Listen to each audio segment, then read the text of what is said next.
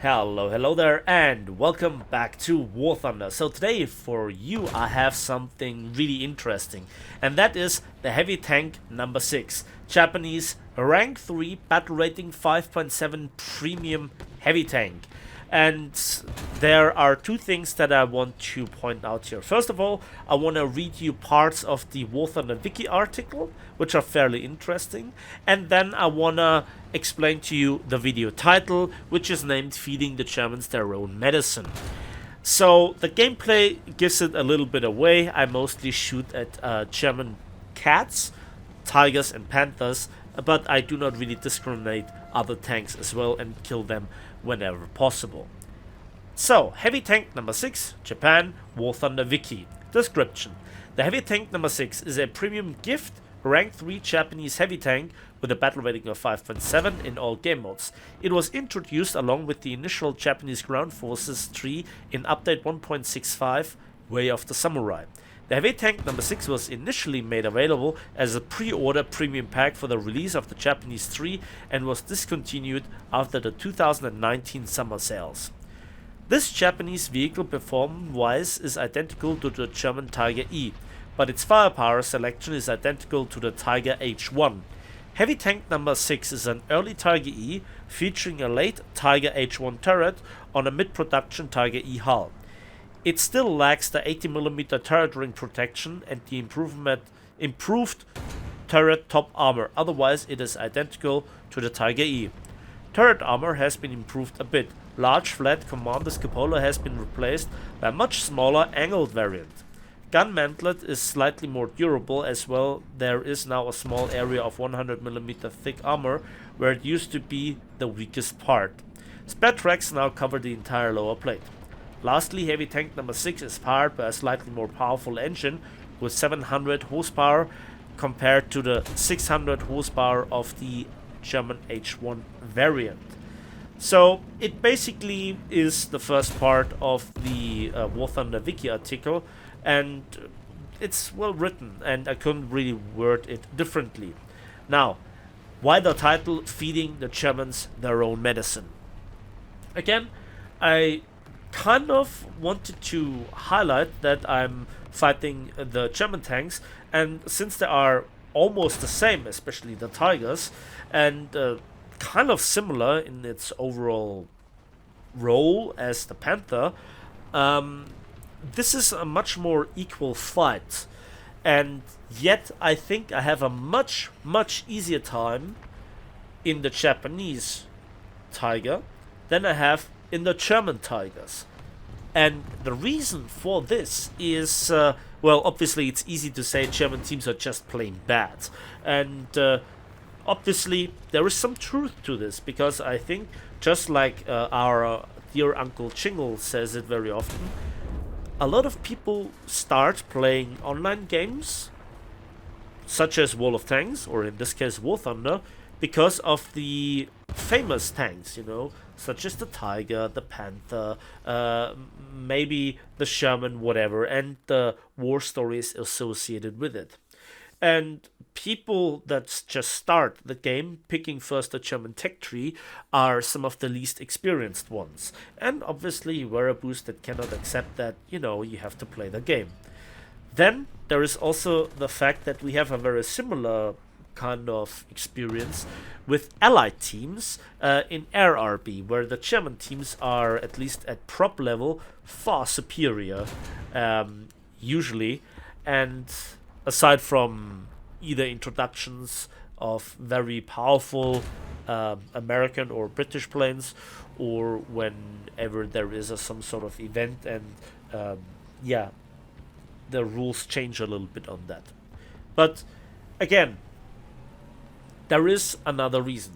I find it particularly easy to fight big tanks that are easy to one-shot from the side.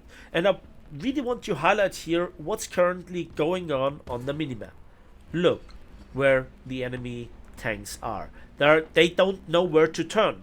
And in a tank such as the Tiger, for example, you just can only angle versus one direction. And even in such a powerful tank, or at least hull-wise, like the Tiger 2P, if you give me a side shot like this, it's easy to one-shot you. And again, look at the minimap. My team is basically making a complete front line. And so those tanks get shot from various different angles. Now, there are very powerful tanks in the German tech tree, gun-wise. However, it's notoriously difficult for German tankers to bring that firepower to bear, at least at lower battle ratings. And I think this is why I have an easier time fighting German teams at this battle rating, where mostly comparatively slow vehicles such as the Tiger and the Panther get mostly fielded, and then your team does the flanking.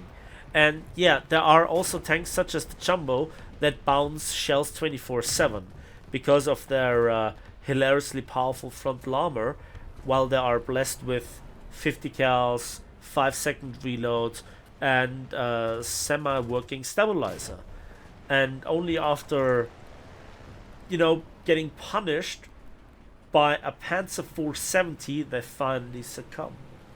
And shooting at those weak spots like the hull machine gun port just is notoriously difficult. Now, there is one more thing that is very specific to the Tiger, and that is a problem that kind of is realistic, but kind of is Gaijin's decision to make it such. Now, if you look at the hull, it's really boxy, and a lot of people say you should angle it, and yeah, indeed, that increases the effectiveness of the armor, and you have to basically aim over the edge where the front hull meets the side hull plating. And then if you look at it, you perfectly have a line of sight thickness for both armor plates, the front and the side, of around 140 millimeters. And here is the unique problem. If you point at an enemy while perfectly angling against it, there is just this smoke discharger or anti-infantry mortar that actually blocks your gun depression. And especially if you have shot somebody over your side and he was a bit lower than you, and there is appearing somebody in front of you, then the gun needs to turn up until this anti-infantry mortar, raise again, which takes ages, and then continue going to the other aiming point. And that very often got me killed.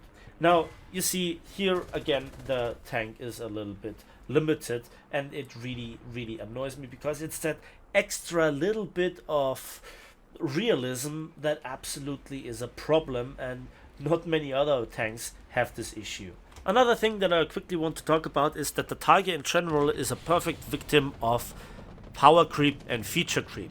You see, imagine the outcry if a tank like the Tiger wouldn't be with the game, such as World of Tanks and War Thunder, from the very start, because it's oh so famous and everybody wants to play it and everybody wants to fight against it.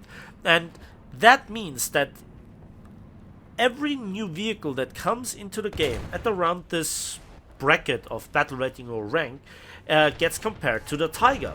Even in the death logs. Oh, the vehicle is better than the fearsome Tiger in this aspect, outperforms it in the other aspect, etc, etc. And so the combination of new players and power creep and feature creep leaves this tank very often in an odd spot. But when you fight against yourself on the same terms, it's a really refreshing experience, and this is why the Japanese Tiger is also great, and this is why I am really curious what will be the thing with the Tiger 131 if eventually at some point it comes into the game as a British premium.